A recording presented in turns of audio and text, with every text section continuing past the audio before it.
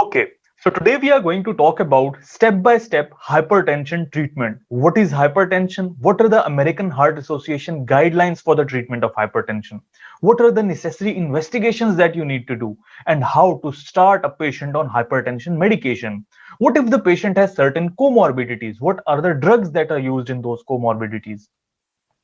American Heart Association guidelines say that the systolic blood pressure less than 120, diastolic less than 80 is a normal blood pressure.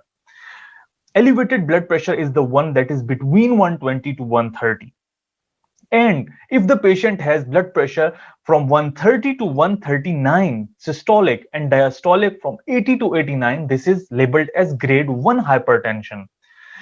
American Heart Association recently lowered the bar for the diagnosis of hypertension so that more patients can be diagnosed in the early stages to prevent long-term complications of hypertension.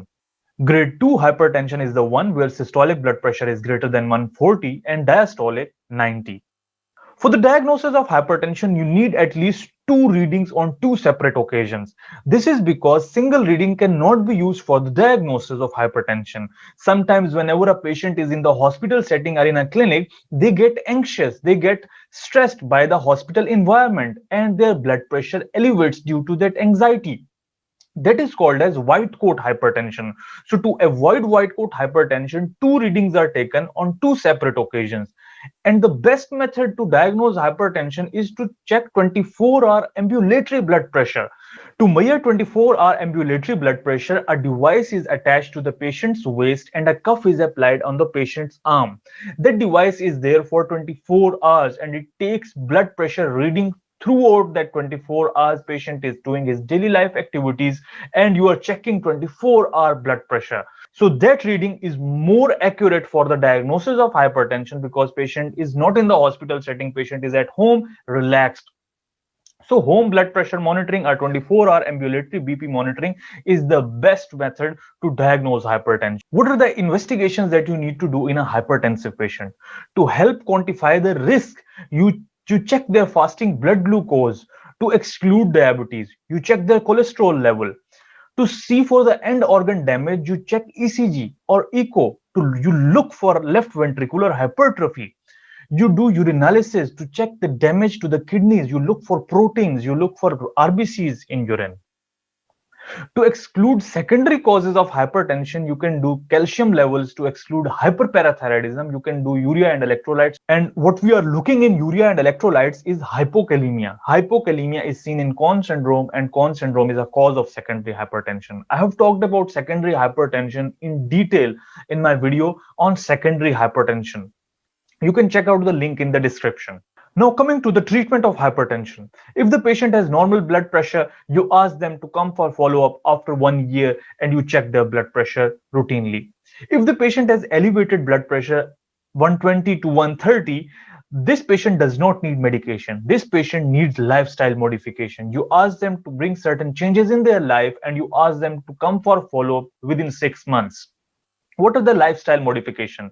Lifestyle modifications include diet, exercise, weight loss, and smoking. In diet, they have to follow a certain dietary protocol that is called as DASH diet, dietary approach to stop hypertension. DASH diet includes the diet that is having grains, vegetables, that is high in fruits, nuts that are not salted, lean meats, and certain dairies. They have to limit their salt intake to less than 2.5 gram per day, and they have to increase their potassium intake. Potassium containing diets like bananas, but these potassium containing diets should be taken with caution if the patient is having kidney problems. They have to limit their alcohol intake and they have to perform exercise at least 30 minutes per day of aerobic exercise for most days of the week. They have to lose weight if the BMI is greater than or equal to 25, and they have to quit smoking. So these are the lifestyle modifications that you have to bring in a patient's life, and you ask the patient for follow-up in 6 months. Now, how will you treat grade 1 hypertension patient? If the patient is having grade 1 hypertension, it depends that whether patient is having certain comorbidities or not. Comorbidities like diabetes mellitus, risk of coronary artery disease, risk of stroke. If the patient is not having any comorbidities, that patient should not be started on medication, and you ask the patient for lifestyle modification and you ask them to follow up in 3 months, quicker than elevated blood pressure category. Patients with comorbidities need to be treated with medications because these patients are at high risk of developing complications of hypertension. So you start medication with lifestyle modification and you ask the patient to follow up in 1 month. In 1 month, you check their blood pressure and you see whether the dose of the drug needs certain titration, whether you need to increase the dose, decrease the dose, or you have to change the medication due to side effects. So the patient has to follow up in 1 month. If the patient is having grade 2 hypertension, that patient is definitely going to need medication with lifestyle modification. Now, how do you start a patient on medication? If the patient is not having any comorbidities like diabetes mellitus, coronary artery disease, or risk of stroke, if these things are not there, you have three options.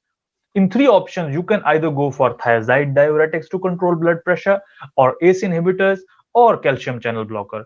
You can choose any one of them and start the medication. If the patient has comorbidities like heart failure, coronary artery disease, in such condition, you should go for beta blockers or ACE inhibitors to control their blood pressure, because these will control the underlying heart failure as well as the blood pressure. So they have a protective effect. ACE inhibitors prevent remodeling due to hypertension. So these patients will be better on beta blocker or ACE inhibitors.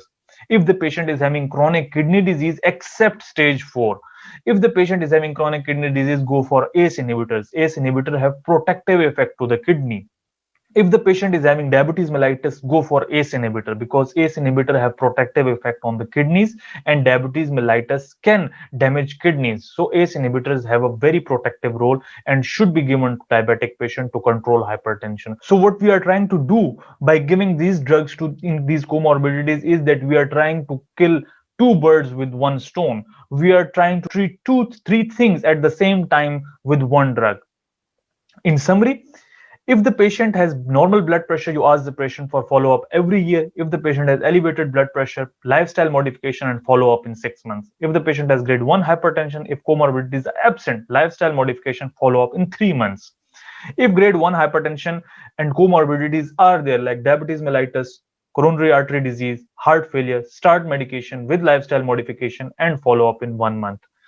Grade 2 will definitely need medication. Lifestyle changes include diet, exercise, weight loss, and quit smoking. If the patient has no comorbidities, you can start thiazide, ACE inhibitor, or calcium channel, any one of them. If the patient has comorbidities, these drugs should be preferred. So if you liked my video, please click on the subscribe button and check out my other videos on secondary hypertension and all the antihypertensive drugs. The links of those videos are given below in the description. Thank you very much.